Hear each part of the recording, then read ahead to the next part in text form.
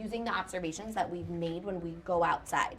It seems like you're also really thinking about what Gianni said yesterday when she brought up that word pattern. So we've been going outside in the morning at 8 a.m. and then we've been waiting until 11. So we've gone 8 o'clock, 9 o'clock, 10 o'clock, 11 o'clock. We've waited 3 hours to see if it seems like the sun moves.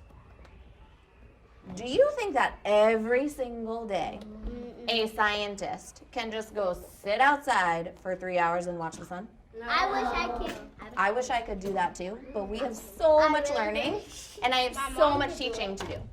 So scientists who are always asking questions and always trying to solve problems came up with a really cool solution.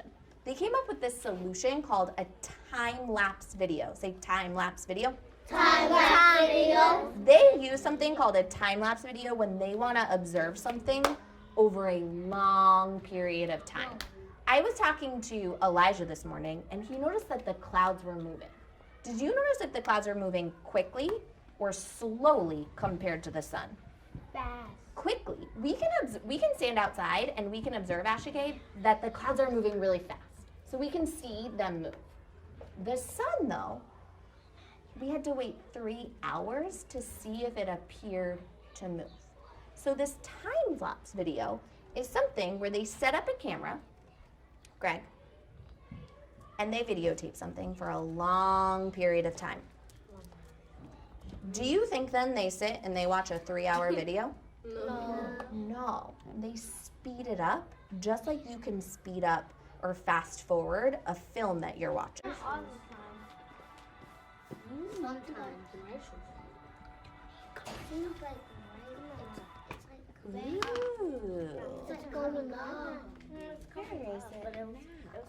Ooh, eyes on Abby. It started in the bottom Not just. and now it's coming up a little bit. Interesting. So we've talked about in the past how it seems to be moving from left to right. Now we're adding something else. It also seems to move.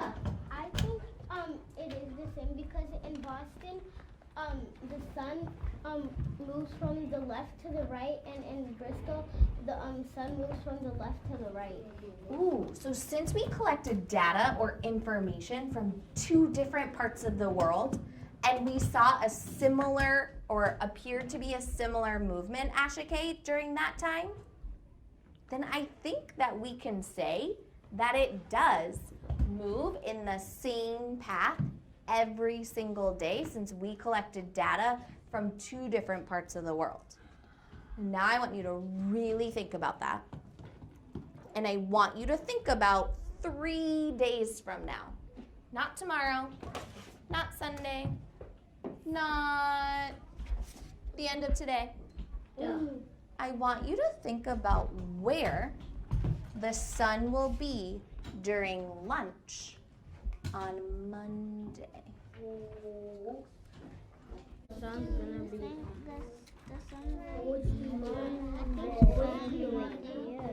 I think the sun's gonna be on Monday. She said Monday morning. Oh, read the directions. Where do you think the sun will be during the night? If you've drawn your model already, use words to explain your thinking. Maybe over here. I think the sun will be in the middle. Why do you think that? I think that's because on the. I think that's because when it's lunchtime, I'm way back. It's right here. 1, 2, 3, eyes on Khalees. 1, 2, I got police. Khalees, what are you using right now to make your prediction? I'm using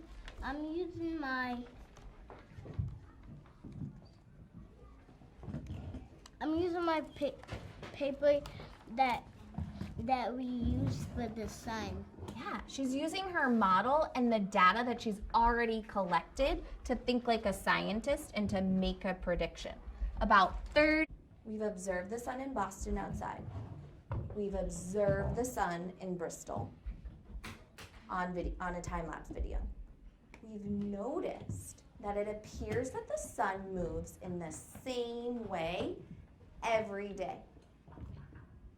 You just made predictions about lunch. So my question is, if I didn't have a cell phone that told me the time, if I didn't have a clock that told me the time, if I didn't know how to read time, what could I use to figure out the time of day? What could I use? Chantel's thinking, Rajos is thinking, Gianni's thinking, OG's thinking. What do you think I could use, OG? You can use the sun. I can use the sun? Why? What? You can use the sun because if it's on the left, that means you know that it's morning, and if it's on the right, that means it's lunchtime. Do you remember